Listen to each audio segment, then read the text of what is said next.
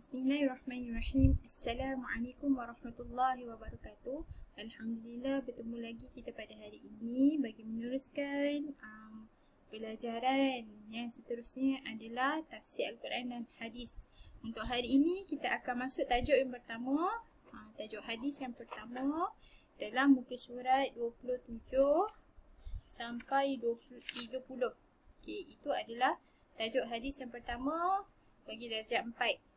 Okey, apa tajuknya? Ialah niat. Okey.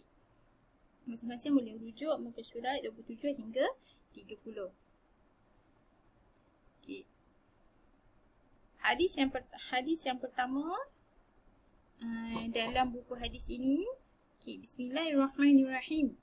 An Amiril Mu'minin Abi Hafsin Umar bin Al-Khattab radhiyallahu anhu qala سمعت رسول الله صلى الله عليه وسلم يقول إنما الأعمال بالنيات وإنما لكل امرئ ما نوى فمن كانت هجرته إلى الله ورسوله فهجرته إلى الله ورسوله ومن كانت هجرته للدنيا يصيبها أو امرأة ينكحها فهجرته ما هاجر إليه.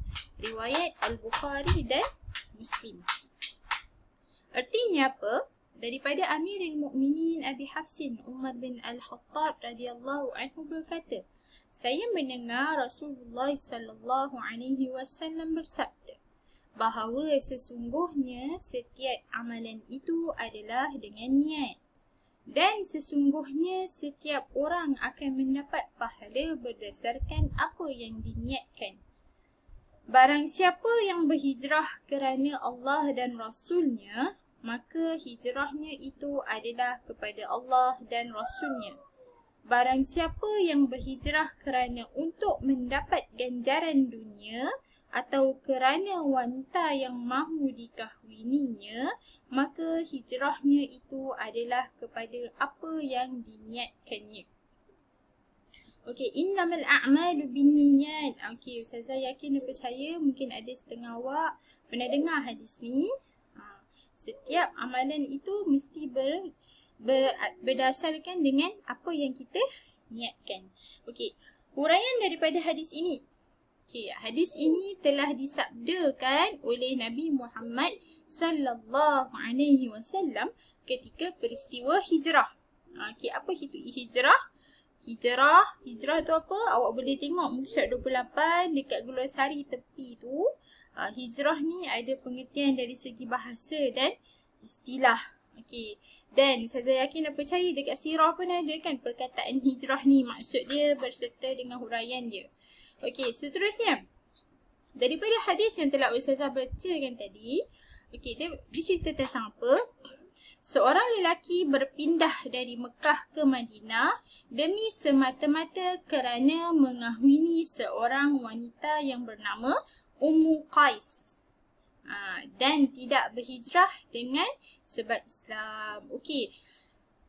Hijrah adalah perpindahan Nabi Muhammad dengan para sahabat dari Mekah ke kota Madinah. Akan tetapi ada seorang lelaki ni, dia hijrah daripada Mekah ke Madinah sebab apa? Sebab dia nak berkahwin dengan Ummu Qais. Dia nak berkahwin dengan Ummu Qais. Jadi ni niat ni itu tidak berhijrah kerana Islam. Tapi dia berhijrah kerana sebab dia nak berkahwin. Itu adalah huraian daripada ataupun sebab urutnya hadis yang telah Ustazah bacakan tadi. Kemudian Nabi Muhammad sallallahu alaihi wasallam menegaskan setiap amalan yang dilakukan mestilah disertai dengan niat. Okey, setiap amalan, setiap perkara yang kita nak buat mesti niat. Hatta kalau kita nak buat ibadat pun kita perlu ni niat. Solat pun kita perlu ni niat. Dan niat itu merupakan menjadi rukun sahnya setiap ibadat. Okey, seterusnya. Perbuatan baik seorang mukmin tidak akan diterima dan tidak mendapat pahala jika tidak disertai dengan niat. Kalau kita buat amal kebaikan tapi kita tak ada niat, maka sia-sialah. Kalau niat tu kita tanamkan, kita akan mendapat pahala. Dan niat adalah salah satu rukun dalam menunaikan ibadah seperti solat, puasa dan menunaikan haji. Tengok kat sini betapa pentingnya niat. Kerana apa? Dia boleh menjadi salah satu rukun sahnya ibadah seperti solat, puasa dan haji. Dan setiap amalan wajib diniatkan ikhlas kerana Allah. Setiap ibadat tu mesti kita ikhlaskan untuk kita buat semata-mata untuk Allah Ta'ala. Dan seterusnya, amalan yang baik dan bermanfaat disertai dengan niat yang ikhlas kerana Allah Ta'ala akan menjadi ibadat dan mendapat pahala. Kalau awak nak buat kebaikan tapi awak tak berniat, tak pasangkan niat, maka awak hanya sekadar dapat penat je lah. Tidak mendapat apa-apa ganjaran pahala daripada Allah Ta'ala. Okey, dan niat itu mesti niat yang ikhlas. Apa maksud niat ikhlas? Apa itu ikhlas? Ikhlas bermaksud melakukan sesuatu perbuatan atau amalan semata-mata untuk mendapat keredaan Allah Ta'ala. Okay. Kalau ada ulama' mengatakan ikhlas ni ibaratnya apa? Ustazah bagi tambahan dekat sini. Ikhlas tu kita tak nampak, orang lain semua tak nampak, diri sendiri pun tak nampak. Hanya Allah Subhanahu Wa Ta'ala sahaja yang tahu ikhlas kita tu macam mana. Sehingga kan ada seorang ulama' ni dia mengandaikan ikhlas tu ibarat semut yang hitam di atas batu yang hitam pada malam yang gelap gelita. Boleh nampak tak semut tu? Tak nampak. Yang boleh nampak hanya siapa? Allah Ta'ala. Okey, seterusnya. Apakah tujuan niat? Okey, dekat sini dia bagi 2 poin. Yang pertama, untuk membezakan ibadat dengan adat. Untuk membezakan antara ibadat dengan adat. Ibadat tu apa? Ibadat tu adalah perkara yang kita buat setiap hari seperti solat dan sebagainya. Adat tu apa? Adalah kebiasaan rutin harian kita. Okey, seperti contoh apa dia? Orang yang kurang makan untuk menjaga berat badan dan orang yang berpuasa di bulan Ramadan. Ada bezanya. Awak diet, senang kata diet dah kan? Okey, diet nak jaga berat badan. Beza.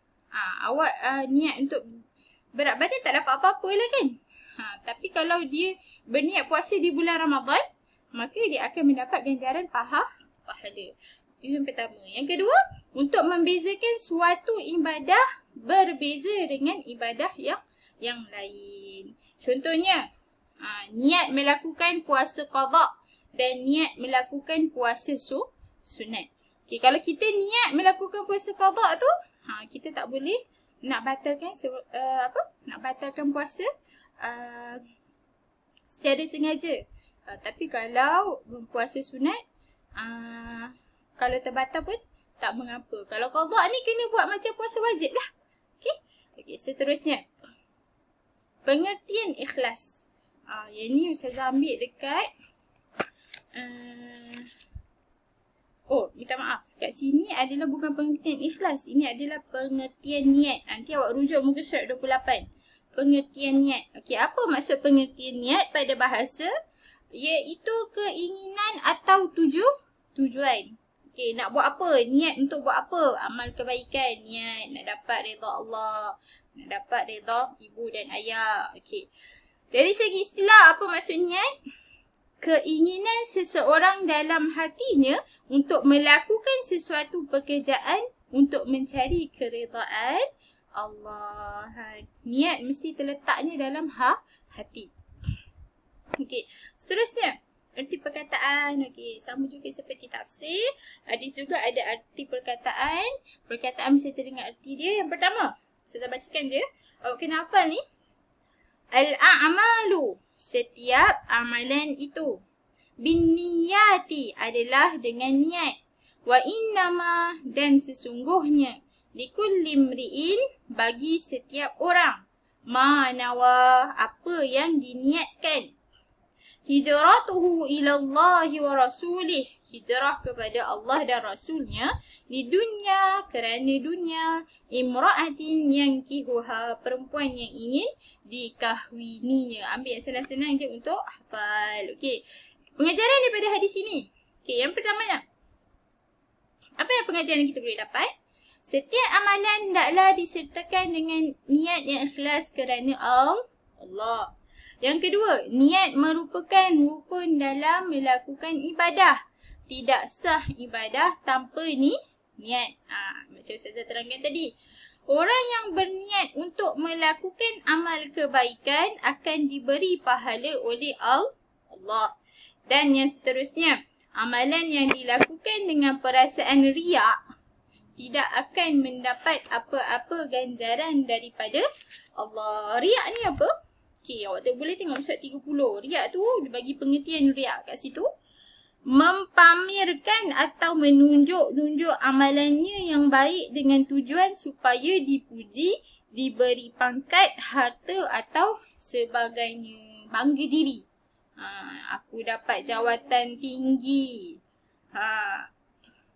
Aku orang besar, dapat gaji besar, dia riak, dia bangga diri. Rumah aku besar, rumah kau kecil. Tak boleh Kena jauhkan daripada perasaan riak itu. Sebab apa? Kalau kita ada perasaan riak tu dekat dalam hati, segala amalan yang kita buat tu tak akan mendapat apa-apa ganjaran daripada Allah. Dan seterusnya, amalan yang ikhlas adalah yang dilakukan semata-mata kerana Allah. Sesiapa yang berhijrah kerana Allah dan Rasulnya, dia akan dikurniakan pahala.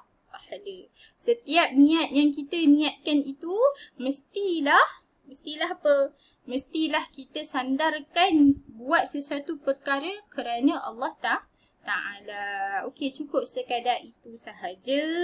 Selamat belajar kepada semua. Assalamualaikum warahmatullahi wabarakatuh.